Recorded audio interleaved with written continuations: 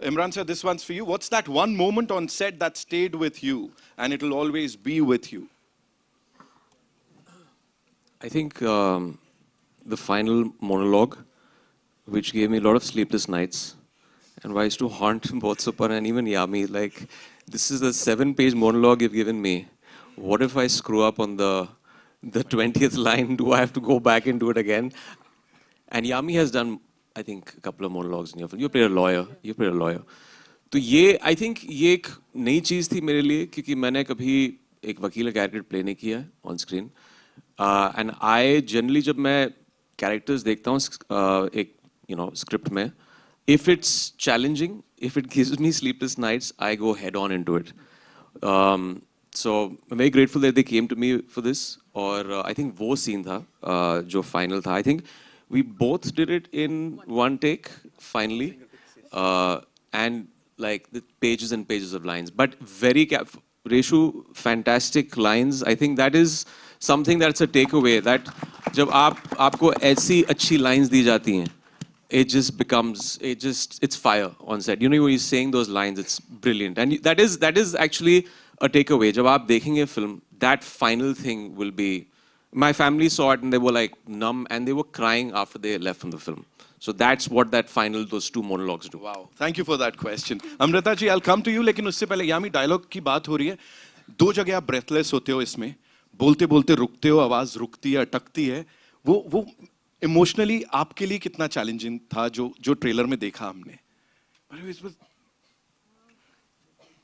As I said, बहुत ज़्यादा नहीं, मैं बाद में सोचती हूँ.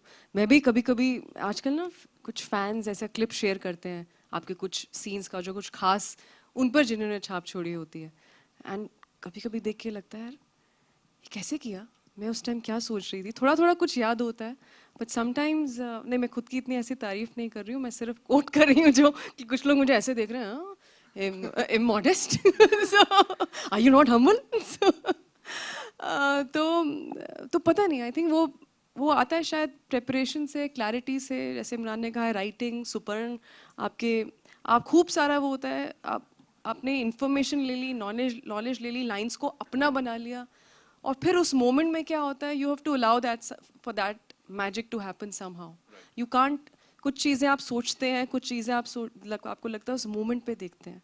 और ऐसे सीन्स को कैप्चर करना भी इजी नहीं है, क्योंकि कई बार हो सकता है आपने बहुत अच्छा टेक दिया और पीछे से आवाज़ आए, मैडम फोकस नहीं है. So I'm like, now what to do? This is important, right? अब क्या इसमें आप क्या बोलोगे? फोकस तो ज़रूरी है.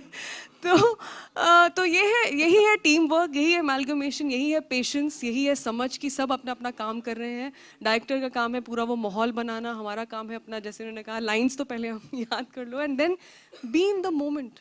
और कभी you never work in isolation. मेरे को एक्टर्स, मेरे writing, as I said, camera, everyone plays an important, very important part. उस पर बैकग्राउंड स्कोर क्या चलेगा पीछे जब आप देखेंगे, चलेगा नहीं होगा. So it's a beautiful journey. जो फिल्म एक बार जब शूटिंग खत्म हो जाती है ना, ये इनको ऑफ कोर्स अभी चश्मा पहना तो बस आपको डार्क सर्कल्स दिखेंगे. जो वो जर्नी होती है कि वहाँ से फिर यहाँ तक कैसे लेकर आना है, वो अपने आप में एक फिल्म से कम नहीं है. और वो बहुत मुश्किल होता है for director, for all the technicians. So really hats off to for all of you too, क्योंकि आजकल लोग बहुत इंटरेस्टेड हैं कि फिल्में कैसे बनती हैं, एडिटिंग डिस्कस करते हैं, लाइटिंग डिस्कस करते हैं, जो हमने शुरू में देख भी लिया. और तो it's good, they are good questions, it's good. और डिस्कशंस होनी चाहिए. अगर डिस्कशंस नहीं होगा तो फिर हम क्यों हैं यहाँ पर. बट यामी और इमरान के बारे में एक चीज़ ऐड करना चाहूँगा. आपने यामी के बारे में पूछा, मैं ये एक 45 डे का शूट था जो कि हमने 32 डेज में ख़त्म किया. ऐसे मंजेय और डेडिकेटेड एक्टर्स थे.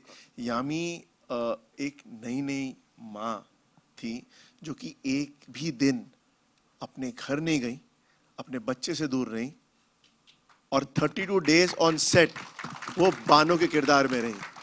आखिरी दिन जब उनके फाइनली रिएक्शन ले रहा था, मैंने उन्हें मुस्कुराते हुए यामी गौतम देखा. 32 डेज हमें यामी नहीं दिखी थी. पहली बात.